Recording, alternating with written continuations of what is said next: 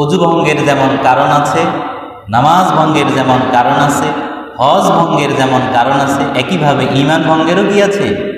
কারণ আছে। সেটা নিয়েই আমরা ধারাবাহিকভাবে আলোচনা করছিলাম। ঈমান ভেঙে যায় মূলত তিনটি কারণে: শিরক, কুফর, নেফাক। কয়টি কারণে? তিনটি কারণে। কয়টি কারণে? শিরক, কুফর, নেফাক। যে শিরক করে তাকে বলে মুশরিক, যে কুফর করে তাকে বলে কাফের, আর যার ভিতরে নেফাকই আছে তাকে বলে মুনাফিক। মূলত এই তিনটি কারণ। এই তিনটি কারণকে বিশ্লেষণ করে আলেমগণ ঈমান ভঙ্গের 10টি কারণ বের করেছেন। কয়টি কারণ? তার মধ্যে প্রথম কারণটি হলো আল্লাহ রাব্বুল আলামিনের সাথে কোনো কিছুতে অংশীদার স্থাপন করা তথা শিরক করা। এটা নিয়ে আমরা আলোচনা করেছি। কিছু শিরক আছে শিরকে আকবর, আর কিছু শিরক আছে শিরকে আসগর। আবার কিছু শিরক আছে আমাদের সমাজে প্রচলিত বিভিন্ন কুপ্রথাজনিত শিরক। আজকে আমরা জানব ঈমান ভঙ্গের দ্বিতীয় কারণ। ঈমান ভঙ্গের দ্বিতীয় কারণ হলো জাআলুল ওয়াসাইতি বাইনাহু ওয়া বাইনাল্লাহ। আল্লাহ ও বান্দার মাঝে মাধ্যম সাব্যস্ত করা, এমন কাউকে স্থির করা যাকে বিপদের সময় ডাকা হয়, বিপদের সময় যার কাছে ছুটে চলে, যার কাছে সুপারিশ কামনা করা হয়, যার উপর ভরসা করা হয়, যার কাছে সাহায্য প্রার্থনা করা হয়। এই যেই কথাগুলি বললাম এই সবগুলো চাইতে হয় কার কাছে? কিন্তু আমরা দেখতে পাই কিছু কিছু মানুষ মুসলিম ধর্মেরও অনুসারী, আবার কিছু কিছু মানুষ হিন্দু ধর্মের অনুসারী। তারা কি করে? আল্লাহ এবং বান্দার মাঝে মধ্যম সাব্যস্ত করে। এ বিষয়ে বিস্তারিত বর্ণনা আছে সূরা ইউনূসের 106 এবং 7 নং আয়াতে, সূরা সাবা 22 এবং 23 নং আয়াতে, এবং আমরা আলোচনা করব সূরা জুমারের 3 নং আয়াত থেকে। আল্লাহ এবং বান্দার মাঝে অন্য কাউকে যদি মাধ্যম হিসেবে সাব্যস্ত করা হয়, তার মাধ্যমে যদি আল্লাহর কাছে সাহায্য প্রার্থনা করা হয়, তার কাছে যদি সুপারিশ কামনা করা হয়, তার কাছে যদি সাহায্য চাওয়া হয়, তার উপর যদি ভরসা করা হয়, তাহলে ঈমান ভেঙে যায়। আল্লাহ রাব্বুল আলামিন পবিত্র কালামুল হাকিমে সূরা জুমারের মধ্যে ইরশাদ করছেন, আউযু বিল্লাহি মিনাশ শাইতানির রাজীম, বিসমিল্লাহির রাহমানির রহিম, আলা লিল্লাহিদ দীনুল খালিস والذين اتخذوا من دونه أولياء ما نعبدهم إلا ليقربونا إلى الله زلفى إن الله يحكم بينهم فيما هم فيه يختلفون إن الله لا يهدي من هو كاذب كفار। আল্লাহ রাব্বুল আলামিন ইরশাদ করছেন, আলা লিল্লাহিদ দীনুল খালিস, একনিষ্ঠ দ্বীন, একনিষ্ঠ ধর্ম শুধুমাত্র আল্লাহর জন্য। ওয়াল্লাযীনা ইত্তাখাযু মিন দুনিহি আউলিয়া, যে মানুষগুলো আল্লাহকে ব্যতি রেখে অন্য কাউকে ওলি হিসেবে সাহায্যকারী রূপে, অভিভাবক রূপে গ্রহণ করে। আল্লাহ রাব্বুল আলামিন বর্ণনা দিচ্ছেন, যদি তোমরা তাদেরকে জিজ্ঞেস করো কেন তোমরা আল্লাহকে সৃষ্টিকর্তা মানো, আল্লাহকে রব মানো, এরপরেও কেন তোমরা আল্লাহকে ব্যতি রেখে অন্য কারো কাছে সাহায্য প্রার্থনা করো, অন্য কারো উপর ভরসা করো, অন্য কারো কাছে সুপারিশ কামনা করো, তখন তারা কি জবাব দিবে? সেই জবাবটা আল্লাহ রাব্বুল আলামিন কোরআনের মধ্যে কোট করে দিয়েছেন। তারা জবাব দিবে, মা না'বুদুহুম ইল্লা লিয়ুকাররিবুনা ইলাল্লাহি যুলফা। আমরা তো সৃষ্টিকর্তা হিসেবে আল্লাহকেই মানি, আমরা তো রব হিসেবে আল্লাহকেই মানি, এরপরে আমরা তাদের কেন পূজা অর্চনা করি? কারণ তারা আমাদেরকে আল্লাহর কাছাকাছি নিয়ে যাবে। আমরা কি সুবহানাল্লাহ বলবো না নাউজুবিল্লাহ বলবো? তারা ভেবেছে যে জগতে তারা বসবাস করছে ওই জগতের মতোই মহান আল্লাহ রাব্বুল আলামিনের জগৎ। আপনি যদি কোনো এমপিকে খুশি করতে পারেন তাহলে আপনি মন্ত্রীর নাগাল পাবেন, মন্ত্রীকে খুশি করতে পারলে আপনি প্রধানমন্ত্রীর নাগাল পাবেন। মন্ত্রী যদি আপনার সাথে মন্ত্রীর পরিচয় থাকে তো মন্ত্রী প্রধানমন্ত্রীকে সুপারিশ করবে আপনার যে কোনো বিষয়ে। আপনার চাওয়া পাওয়া পেতে কি হবে? সহজ হবে। তারাও মনে করে আমরা গুনাহগার, আমরা পাপী, সরাসরি আমরা আল্লাহর কাছে কিভাবে চাইব? এজন্য তারা কি করে, তারা ধর্মীয় পণ্ডিতদেরকে যদি খুশি করে তাহলে তাদের মাধ্যমে তারা আল্লাহর কাছ থেকে কোনো কিছু পাবে, এই আশা তারা রাখে।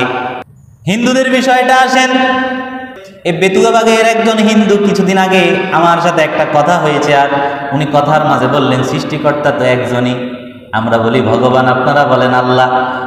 একেবারে হিন্দুর মুখের কথা। তারা সৃষ্টিকর্তা একজনকে অনেকে মানে, কিন্তু ওই সৃষ্টিকর্তার আগে নিচে পর্যায়ে তারা অনেক লক্ষ লক্ষ কোটি কোটি দেবতাকেও মানে, এবং তাদের মানাটা এমন পর্যায়ে গিয়েছে তারা নিজ হাতে বানিয়ে একটা দুইটা মূর্তি তাদের ঘরেও রাখে।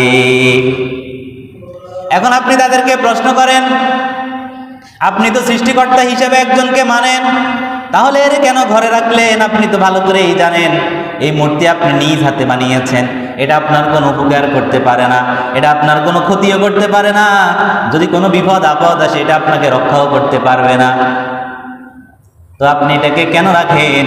সে বলবে এটা হলো আমার নেটওয়ার্কিং সিস্টেম, এটার মাধ্যমে আমি সৃষ্টিকর্তার সাথে কানেক্টেড হই। এই কথাই আল্লাহ বলছেন, মা না'বুদুহুম ইল্লা লিয়ুকাররিবুনা ইলাল্লাহি যুলফা। তাদেরকে আপনি জিজ্ঞেস করেন, তারা বলবে আমরা তো আল্লাহরই ইবাদত করি, তো আমরা এদেরকে কেন রাখছি? এরা আমাদেরকে আল্লাহর নিকটবর্তী করবে। বলেন নাউযুবিল্লাহ। এবার আসেন এ বিষয়ে আল্লাহ রাব্বুল আলামিন কি স্টেটমেন্ট দিয়েছেন তার সাথে যোগাযোগের উপায়। আল্লাহ বলেন, ওয়া ইযা সাআলাকা ইবাদি আন্নী ফাইন্নী করিব উজিবু দাওয়াতাদ দাঈ ইযা দাআ।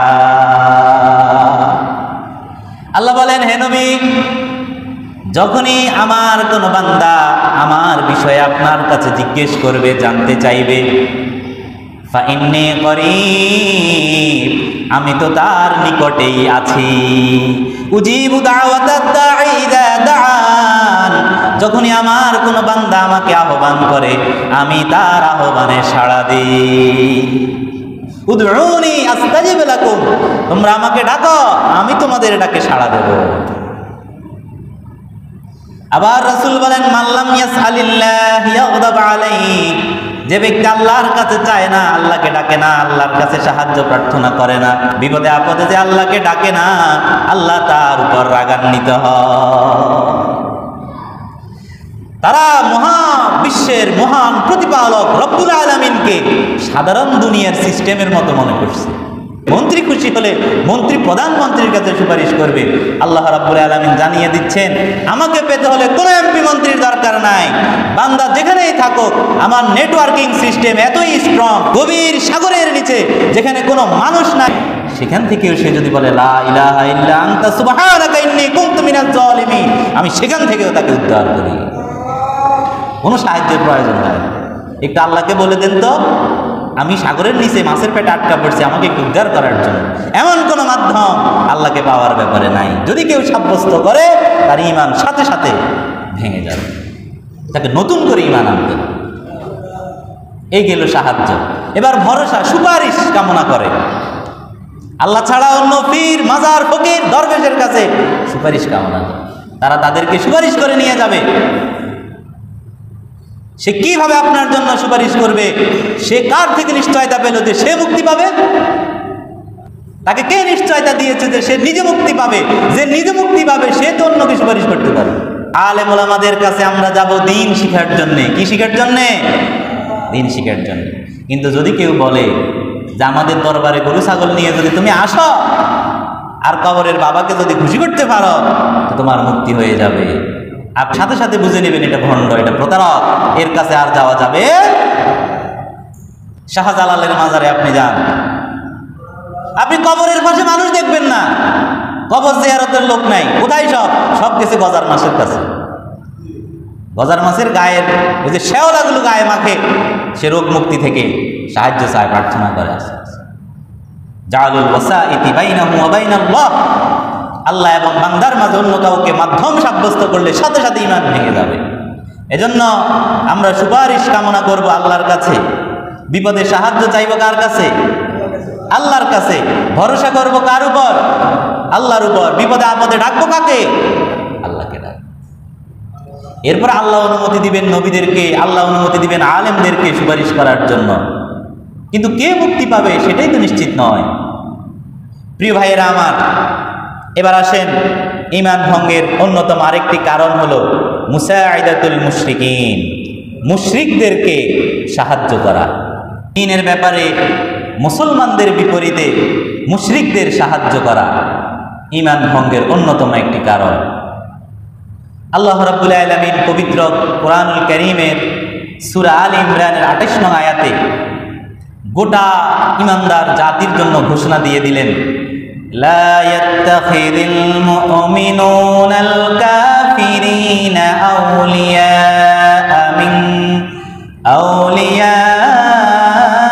মিন দুনিল মুমিনিন। মুমিনগণ যেন মুমিনগণ ব্যতীত কাফিরদেরকে বন্ধুরূপে গ্রহণ না করে।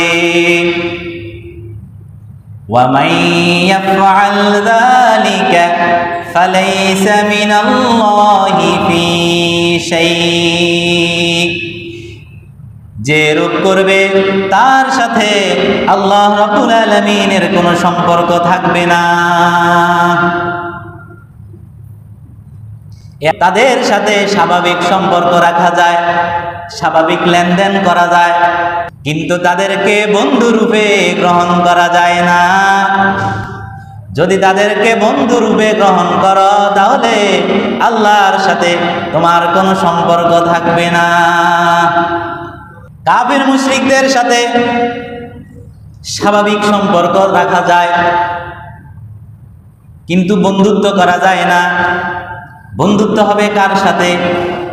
আল্লাহ রাব্বুল আলামিন জানিয়ে দিলেন, ইন্নামাল মুমিনুনা ইখওয়া, নিশ্চয়ই মুমিনরা হলো পরস্পর ভাই ভাই। তাই মুমিনের বন্ধু হবে আরেকজন মুমিন।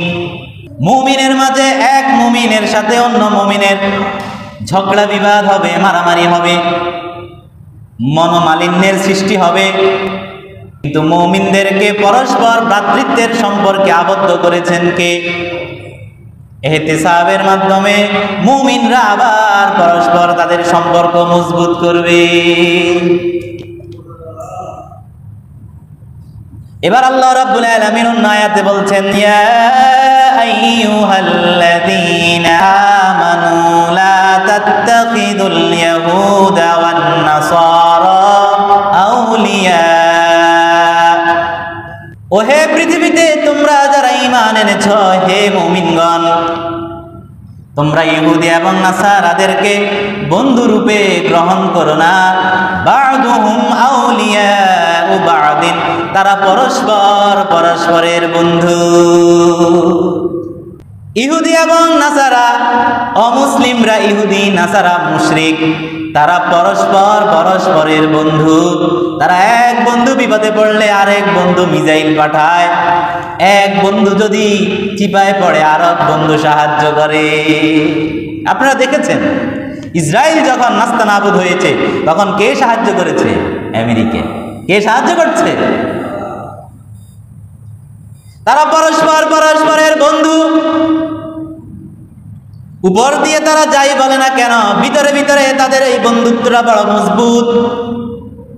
তারা এক বন্ধু বিপদে পড়লে অন্য বন্ধু সহযোগিতা করে, প্রকাশ্যে সহযোগিতা করে, গোপনে সহযোগিতা করে। কিন্তু মুমিনগণ ইন্নামাল মুমিনুনা ইখওয়া, মুমিনরা এক মুমিন অন্য মুমিনের ভাই। জীবনে যার সাথে কখনো দেখা হয় নাই, কখনো পরিচয় হয় নাই, সেই ফিলিস্তিনে বসবাসরত যতগুলো মুমিন মুসলিম আছে সবাই আমাদের ভাই। আমরা তাদেরকে দেখি নাই, কিন্তু তারা আমাদের কি এই সম্পর্ক গড়ে দিয়েছেন কে? আল্লাহ রাব্বুল আলামিন। ভ্রাতৃত্বের সম্পর্ক গড়েছেন। কারণ মানুষ যখন বিপদে পড়ে আগে ভাইকে ডাকে। এই ভাই বলতে আপন মায়ের পেটেরও ভাই, এই ভাই বলতে দ্বীনি ভাই। আল্লাহ রাব্বুল আলামিন বলছেন, ইহুদি খ্রিস্টানরা পরস্পর পরস্পরের বন্ধু, তোমরা তাদেরকে বন্ধুরূপে গ্রহণ করো না। ওয়া মাইয়াতাওয়াল্লাহুম মিনকুম ফাইন্নাহু মিনহুম, তোমাদের কেউ যদি আল্লাহর আদেশ যদি না মানে, তোমাদের কেউ যদি তাদেরকে বন্ধুরূপে গ্রহণ করে, আল্লাহ রাব্বুল আলামিন বলছেন নিশ্চয়ই সে তাদেরই অন্তর্ভুক্ত হয়ে যাবে।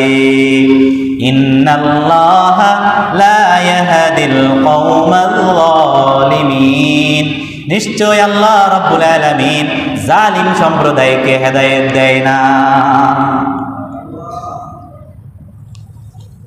হযরত উবাদা ইবনে সামিত থেকে বর্ণিত, তিনি বলেন, যখন বনু কাইনুকা রাসূলুল্লাহ সাল্লাল্লাহু আলাইহি ওয়াসাল্লামের সাথে যুদ্ধের ঘোষণা করে, তখন আব্দুল্লাহ ইবনে উবাই, ইতিহাসের সবচেয়ে বড় মুনাফিক, মুনাফিকদের সর্দার, সে আব্দুল্লাহ ইবনে উবাই ওই গোত্রের লোকদের সাথে সম্পর্ক রেখেছিল। কিন্তু হযরত উবাদা ইবনে সামিত রাদিয়াল্লাহু তাআলা আনহু, তিনি রাসূলুল্লাহ সাল্লাল্লাহু আলাইহি সাল্লামের কাছে চলে এসেছেন। এসে বললেন, ইয়া রাসূলুল্লাহ, ইয়া হাবিবাল্লাহ, অনেক ইহুদিদের সাথে আমার সম্পর্ক আছে, পারিবারিক সম্পর্ক আছে, ব্যবসায়িক সম্পর্ক আছে, কিন্তু ইয়া রাসূলুল্লাহ, আমি তাদের সাথে সকল ধরনের সম্পর্ক ত্যাগ করেছি। আমি আল্লাহ এবং তার রাসূল এবং মুমিনদের সাথে সম্পর্ক স্থাপন করেছি। সকল সম্পর্ক তাদের সাথে ত্যাগ করে আমার জন্য আল্লাহ এবং তার রাসূল এবং মুমিনরাই যথেষ্ট, এদের বন্ধুত্বই আমার জন্য যথেষ্ট। কোনো ইহুদি খ্রিস্টানের বন্ধুত্বের প্রয়োজন আমার।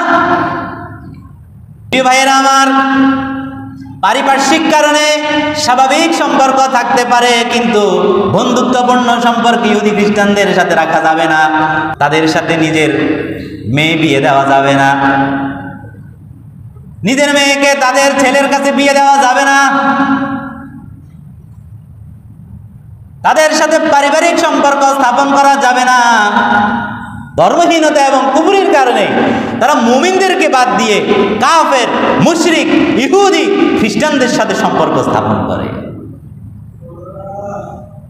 যদি একটু গভীরভাবে আমরা নজর দিই, খেয়াল করি, একটা জালিম সম্প্রদায় আমার আপনার দেশেও ছিল, যাদের সম্পর্ক ছিল কাফের, মুশরিক, অমুসলিমদের সাথে। তারা মুমিনদেরকে ফাঁসি দিয়েছে। আল্লামা দেলোয়ার হোসেন সাইদি রহমতুল্লাহি আলাইহির মতো বিশ্ববরেণ্য একজন আলেম, সারা পৃথিবীর মুসলমানদের মধ্যে বেশিরভাগ মুসলমানই যাকে চিনে, বাংলাদেশের দলমত নির্বিশেষে বেশিরভাগ ইমানদার মুমিনরা যাকে ভালোবাসে, সে আল্লামা দেলোয়ার হোসেন সাইদি সাহেবের মতো মানুষকে তারা যুদ্ধ অপরাধী, ধর্ষকের তকমা দিয়ে তাকে বিষ প্রয়োগ করে হত্যা করেছে। তারা বন্ধুত্ব স্থাপন করেছে মুশরিকদের সাথে, তারা বন্ধুত্ব স্থাপন করেছে ইহুদিদের সাথে, তারা পারিবারিক সম্পর্ক স্থাপন করেছে ইহুদিদের সাথে। আল্লাহ বললেন, এমন জালিম সম্প্রদায়কে তিনি হেদায়েত দেয় না। আপনি বলবেন, হুজুর রাজনৈতিক বক্তব্য দিচ্ছে। আমি বলবো, আপনি সূরা মায়েদা 51 নং আয়াত পড়েন এবং আমি যে তিনটি কথা বলছি এটা ভুল প্রমাণ করেন। আল্লাহ বলছে জালিম সম্প্রদায়কে হেদায়েত দেয় না। আল্লাহ বলছে তোমরা ইহুদি খ্রিস্টানদের সাথে ইহুদি খ্রিস্টানদেরকে বন্ধুরূপে গ্রহণ করো না। এরপরে আল্লাহ বলছে যদি তারা ইহুদি খ্রিস্টানদেরকে বন্ধুরূপে গ্রহণ করে, তো তোমরা বুঝে নিবে তারা তাদেরই একজন, এবং তারা এটা প্রমাণ করেছে যে তারা তাদেরই একজন। তারা তাদের আশ্রয়ে এখন আশ্রয় প্রশ্রয়ে আছে। বাংলাদেশের জমিনে আগামীতেও কেউ যদি ইহুদি খ্রিস্টানদের সাথে সম্পর্ক রেখে দেশে প্রভাব প্রতিপত্তি বিস্তার করতে চায়, আমরা তাদেরকেও বর্জন করতে হবে।